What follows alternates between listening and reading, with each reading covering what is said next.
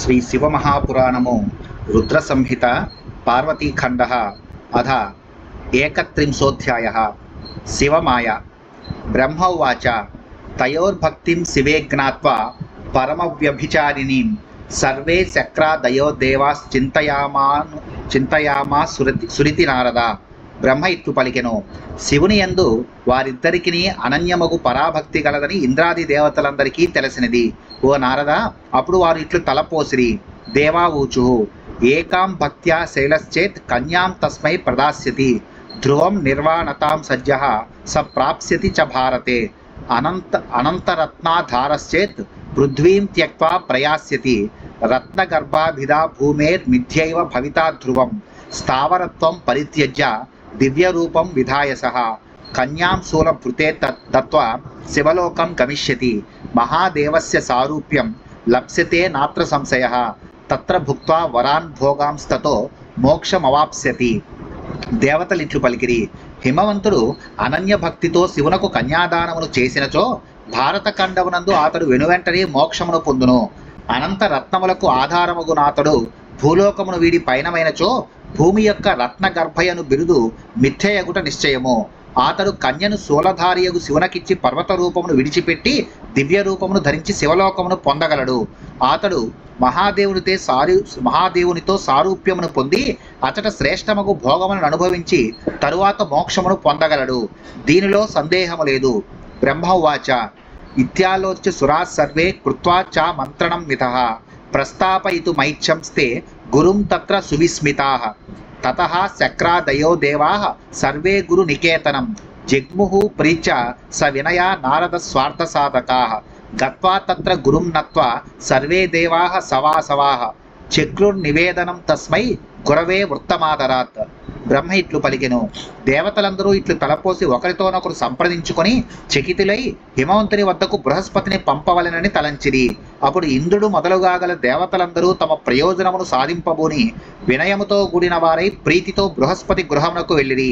ఓ నారద, ఇంద్రాది దేవతలు అందరూ అచటకు వెళ్ళి బృహస్పతికి నమస్కరించి జరుగుతున్న వృత్తాంతమును సాదరముగా ఆయనకు నివేదించిరి.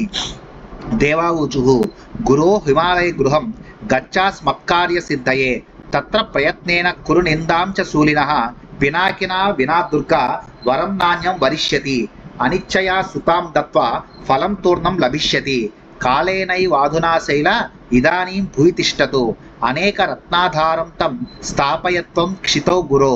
దేవతలిట్లు పలికిరి, గురుదేవ, మా కార్యమును సంపాదించుటకై హిమవంతుని వద్దకు వెళ్ళము.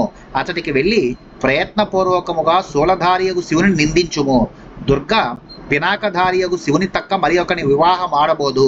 ఆయన ప్రీతి లేకుండగా తన కుమార్తెను ఆయనకు దానము చేసినచో వెంటనే ఫలము లభించును. కానీ ప్రస్తుతము హిమవంతుడు భూమి యందు మాత్రమే ఉండగలడు. కావున ఓ గురుదేవ, అట్లు చేసి అనేక రత్నములకు ఆశ్రయముకు హిమవంతుని భూమి యందు స్థిరముగా నుండునట్లు నీవు చేయుము. బ్రహ్మోవాచ ఇది దేవవచ శ్రుత్వా ప్రదదౌ కర్ణయోః కరం, న స్వీకారః స గురుః స్మరన్నామ శివేతి చ, అధస్మృత్వా మహాదేవం బృహస్పతి రుదారధీః, ఉవాచ దేవవర్యాంశ్చ ధిక్కృత్వా చ పునః పునః.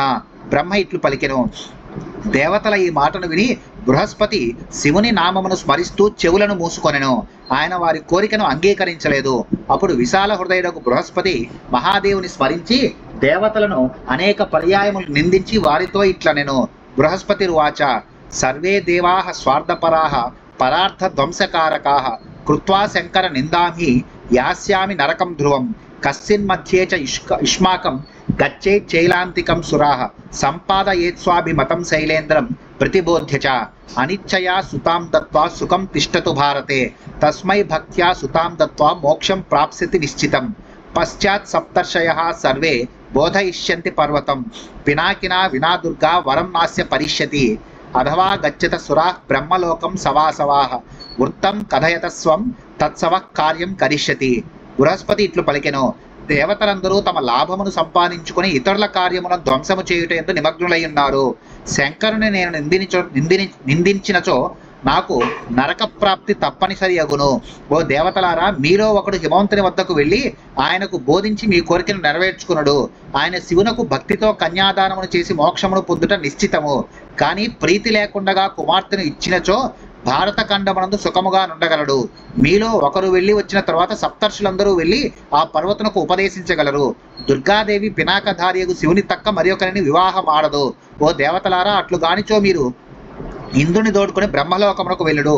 మీ వృత్తాంతమును ఆయనకు చెప్పుడు. ఆయన మీ కార్యమును చక్కబెట్టగలడు.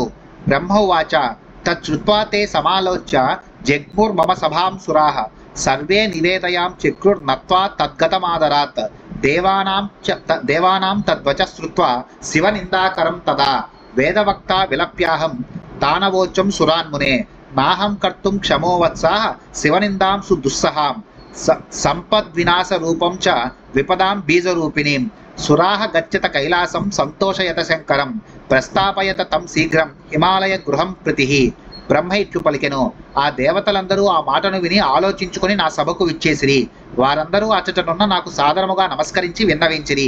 శివనిందను ప్రస్తావించి ఆ దేవతల మాటను విని వేదములను ప్రవర్తిల్లజేసిన నేను విలపించితిని. ఓ మహర్షి, అప్పుడు నేను దేవతలతో నిట్లంటిని. వత్సలారా, సహింప సఖ్యము కానిది, సంపదలను నశింపజేయనది, ఆపదలకు బీజభూతమైనది అగు శివనిందను నేను చేయజాలను. దేవతలారా, కైలాసమునకు పోయి శంకరుని ప్రసన్నునిగా చేసుకుని ఆయనను వెనువెంటనే హిమవంతుని గృహమునకు ప్రయాణము కట్టించుడు. స గచ్చేదుప శైలేశమాత్మనిందాం కరోతు వై పరనిందా వినాశాయ స్వనిందా యశసే మత శృత్వేతి మధ్వచో దేవా మాం ప్రణమ్య ముదాచతే కైలాసం ప్రయయుః శీఘ్రం శైలానామధిపం గిరిం తత్ర గత్వా శివం దృష్ట్వా ప్రణమ్య నతమస్తకాః సుకృతాంజలయః సర్వే తుష్టూస్తం సురాహరం. ఆయన పర్వతరాజు వద్దకు వెళ్ళి ఆత్మనిందను చేయుగాక, పరనింద వినాశమును, ఆత్మనింద కీర్తిని కలిగించునని పెద్దలు చెప్పెదరు. దేవతలు నా ఈ మాటను విని ఆనందముతో నాకు ప్రణమిల్లి పర్వత శ్రేష్టముకు కైలాసమునకు వినువెంటనే పయనమైరి. ఆ దేవతలు అతడికి వెళ్ళి శివుని చూచిరి. వారందరూ తలలు వంచి చేతులు జోడించి నమస్కరించి శివుని స్తుతించిరి. దేవావూచుః దేవదేవ మహాదేవ కరుణాకర శంకర వయం త్వాం శరణాపన్నాః కృపాం కురు నమోస్తుతే త్వం భక్తవత్సల స్వామిన్ భక్తకార్యకరస్సదా దీనోద్ధరః కృపాసింధుర్భక్తాప వినిమోచకః. దేవతలిట్లు పలికిరి. ఓ దేవదేవ మహాదేవ కరుణానిధి శంకర, మేము నిన్ను శరణుజొచ్చితిమి, దయను చూపుము, నీకు నమస్కారమగుగాక. ఓ స్వామి, నీవు భక్తవత్సలుడవు, ఎల్లవేళలా భక్తుల కార్యములను సిద్ధింపజేసెదవు. దీనులను నుద్ధరించు దయానిధివి నీవే, నీవు భక్తుల ఆపదలను తొలగించెదవు.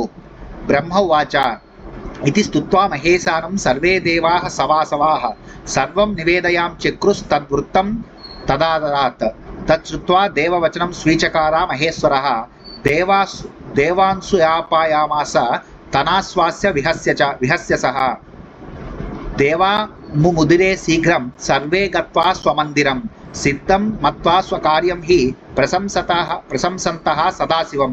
తతస్స భగవాన్ శంభుర్మహేశో భక్తవత్సలః ప్రేయౌ శైలభూపం చ మాయేశో నిర్వికారవాన్ యదా శైలస్య భామధ్యే సమువాసముదాన్వితః బంధువర్గైః పరివృతః పార్వతీ సహిత స్వయం. బ్రహ్మ ఇట్లు పలికెను. ఇంద్రాది దేవతలందరూ మహేశ్వరుని ఇట్లు స్తుతించి తరువాత జరిగిన వృత్తాంతమునంతను సాదరముగా నివేదించిరి. దేవతల ఆ మాటను విని మహేశ్వరుడు అంగీకరించెను. ఆయన నవ్వి దేవతలను ఓదార్చి వారిని పంపివేసెను. దేవతలందరూ ఆనందించి తమ కార్యము సిద్ధించినదని ఎరింగిన వారై సదాశివుని కొనియాడుతూ తమ గృహములకు వెళ్ళిరి. అప్పుడు భక్తవత్సలుడు మహేశ్వరుడు మాయావతి వికారరహితుడునగు ఆ శంభున భగవానుడు హిమవంతుని వద్దకు బయలుదేరెను. హిమవంతుడు సభా మధ్యములో బంధువర్గముతో స్వయముగా పార్వతితో కూడి ఆనందముగా కొలువుదీరి ఉండెను.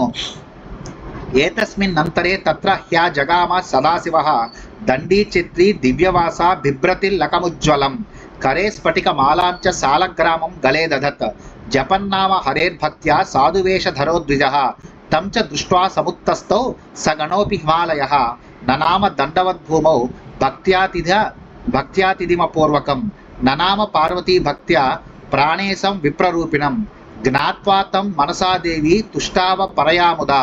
ఇంతలో అతడుకు సదాశివుడు ఏతెంచెను. ఆయన దండమును ఛత్రమును పట్టుకొని దివ్యమగు వస్త్రములను ప్రకాశించే తిలకమును ధరించి ఉండెను. ఆయన చేతిలో స్ఫటికమాలను మెడలో సాలగ్రామమును ధరించి హరినామమును భక్తితో జపించుచుండెను. ఆ బ్రాహ్మణుడు సాధువేషమును ధరించి ఉండెను. ఆయనను చూచి హిమవంతుడు పరివారముతో సహా లేచి నిలబడెను. అపూర్వమగు ఆ అతిథికి భక్తితో సాష్టాంగ నమస్కారమును ఆచరించెను. పార్వతి బ్రాహ్మణ రూపములోనున్న ప్రాణప్రియునకు భక్తితో నమస్కరించెను.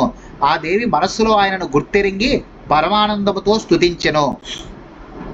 ఆశిషం యుజే విప్రః సర్వేషాం ప్రీతిత శివః శివాయ అధికం తాత మనోభిలషితం హృదా మధుపర్కాదికం సర్వం జగ్రాహ బ్రాహ్మణో ముదా దత్తం శైలాధిరాజేన హిమవతా మహాదరాత్ పప్రచ్చ కుశలం చాస్య హిమాద్రిః పర్వతోత్తమః తం ద్విజేంద్రం మహాప్రీత్య సంపూజ్య విధివన్మునే పురః పప్రచ్చ శైలేశస్తం తతః కో భవానితి ఉవాచ శీఘ్రం విప్రేంద్రో గిరీంద్రం సాదరం వచః. బ్రాహ్మణ వేషధారియగు శివుడు వారందరినీ ప్రీతిపూర్వకముగా ఆశీర్వదించెను.